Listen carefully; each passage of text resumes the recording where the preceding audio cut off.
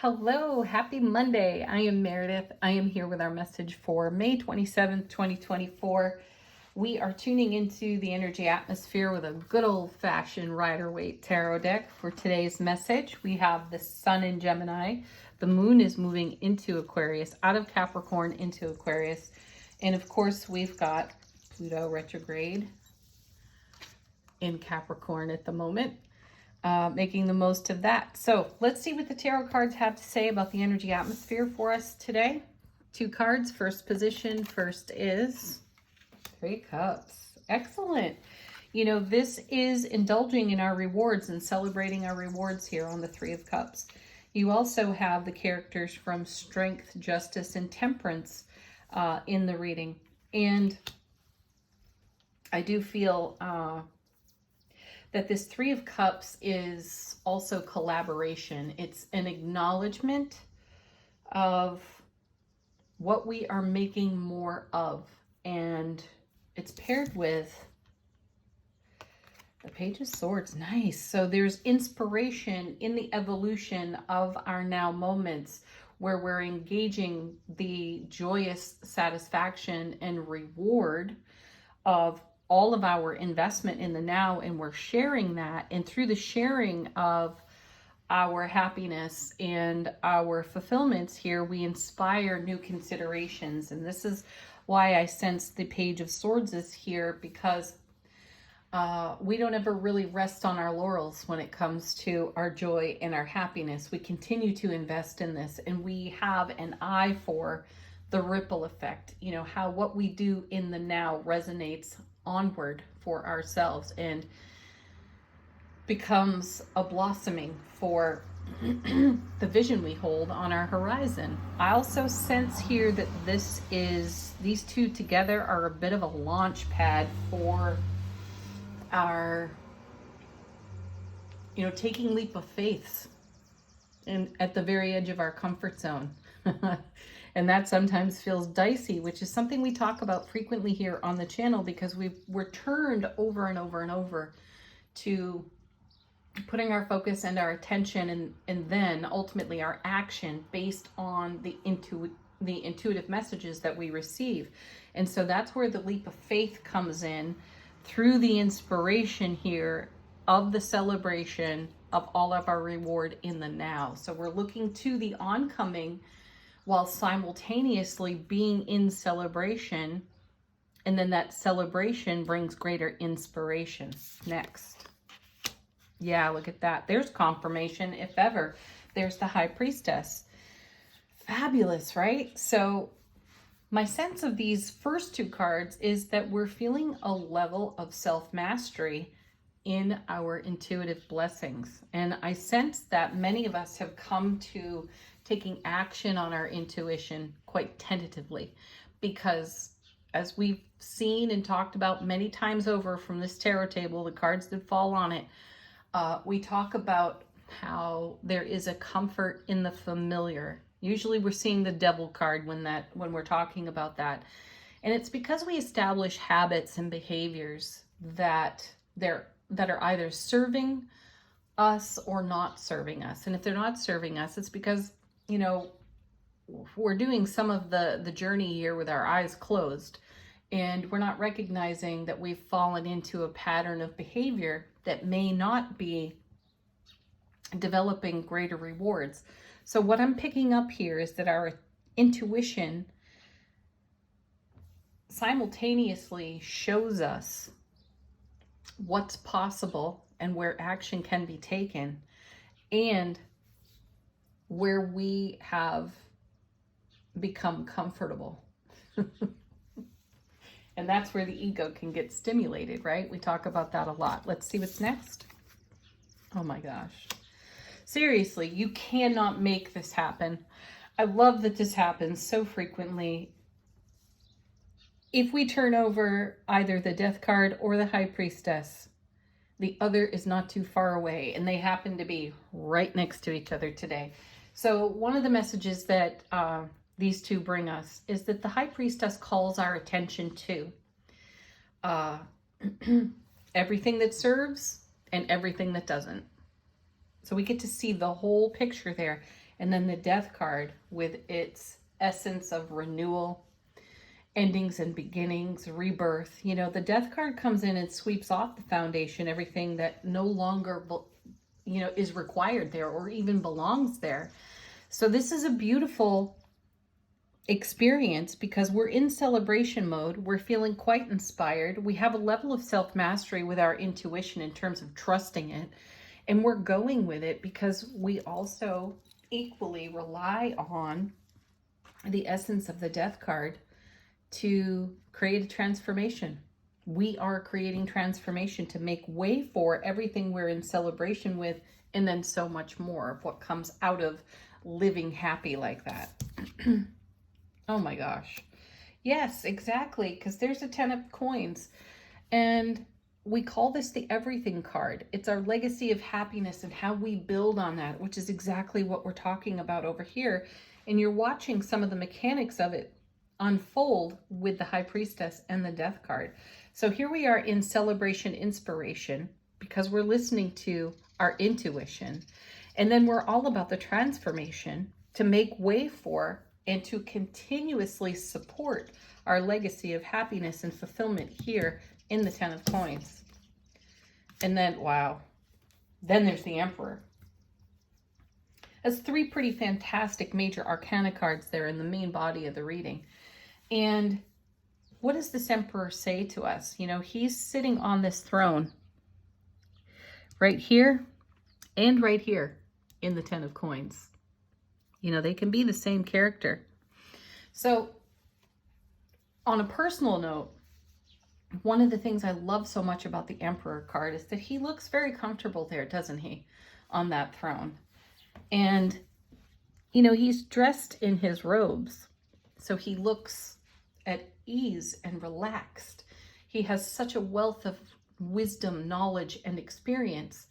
And this is the thing that gets me about the Emperor. He's Aries fire. He'll be off that throne in a nanosecond to tend whatever needs tending as he oversees his kingdom and he oversees the legacy of happiness that he is participating in.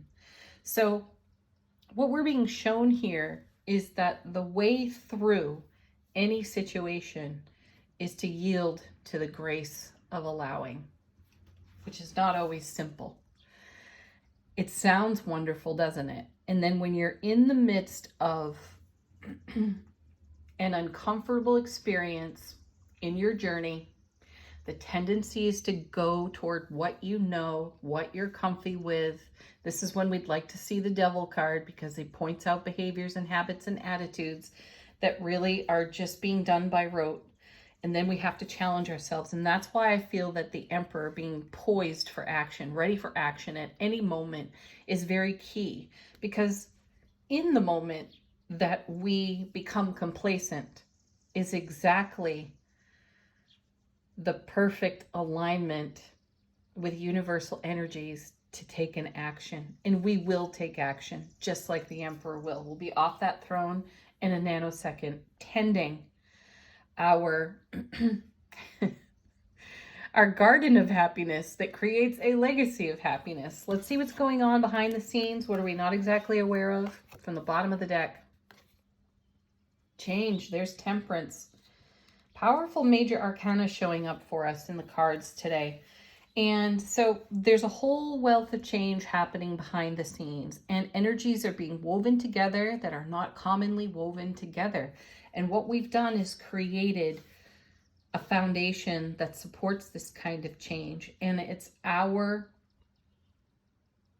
investment is staying keen to what is revealed by the High Priestess, our intuitive gifts, and yielding further to the allowing of transformation here, which creates a garden of happiness in the now, which we're celebrating. And we are inspired to continue adding to our legacy of happiness. And that all happens through divine alchemy over here with Temperance. And then we have the World. Oh my gosh. Nice major arcana, 5 of them now. This is the last card in the major arcana, and it's all about reward of all of our investment. So you're watching full circle moments come together, and the overflow of love, bliss, joy, and happiness that comes out of the way we celebrate and live contributes to our ripple effect. And that's exactly what the Emperor has his eye on. And then Judgment. Wow. 6 major arcana now. So Judgment is answering a call, and there's a bit of resurrection energy on this card as well. So we may be taking a look back in hindsight at our successes and our greatest challenges, so that we stay very savvy with how we invest in the oncoming, because we're celebrating our rewards in the now, simultaneously, transformatively. Thank you, Death card. Thank you, Emperor. We're taking a look at how to continue investing in our ripple effect that creates this legacy of happiness. Yeah, then the 8 of Swords. Wow. I like seeing that. And the Ace of Cups off the bottom of the deck. That's profound right there, because the 8 of Swords speaks to a mental trap. And this is what the Emperor takes a look at. And potentially what the Page of Swords indicates, that there is a new way to consider the things that have become stagnant or that we allowed to go into dormancy. And here we've got the Ace of Cups, so it's going to take the sting out of, or the challenge out of, our 8 of Swords. We are absolutely liberating and setting ourselves free from old thoughts and energies that would keep us dormant or stagnant. We're going to take action on the love, bliss, joy, happiness that's on overflow, because we're already celebrating reward. And we've got the Ace of Cups and the 3 of Cups, which makes the 4 of Cups. So there's surprise and delight that we don't even see coming just yet. Though trusting our intuition and trusting our ability to navigate transformation is very key here for us. That is a contributing factor to the divine alchemy that's taking place in the now. So stay awake, aware, and alert is what this message is saying.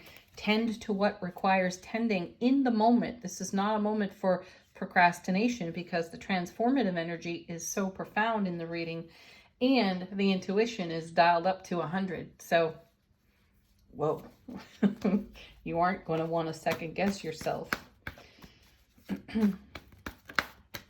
Angel answers. Put your questions, queries, requests for confirmation to the deck. Let the cards bring you an answer. Ooh, our first card is Peaceful Resolution. Can be found in the grace of allowing. And sometimes that's uncomfortable too. If I didn't say that earlier, I meant to. The grace of allowing, it sounds so wonderful, doesn't it? Just allow.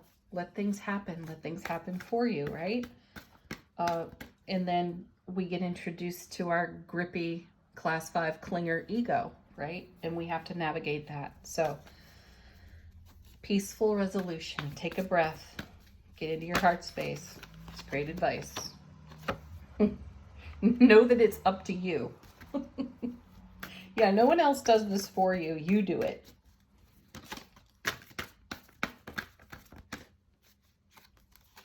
Be assertive. Emperor energy again, no problem. Take actions. Take loving action.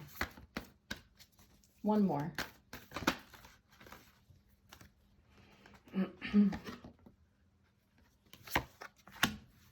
Opportunity is everywhere. The opportunity to become a soulful master out of everything that we've talked about here is on offer, and we are engaging it. We are being quite active with it. All right, final word on the reading from Soul Power. How is our soulful presence informing our waking consciousness?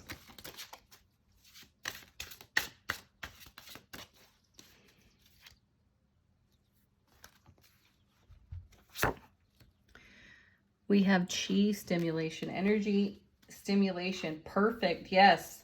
This I feel is a very clean, clear energy vessel. Our sphere of influence, all aspects of our physical life, soulful presence, spiritual journey. I feel that it is all stimulated and it's all in alignment. And as we are in alignment, all of this gets done with greater ease and grace. So here we come back again to the grace of allowing. Have a beautiful Monday, everyone. Thank you as always for joining me here. Peace, happiness, laughter. Namaste.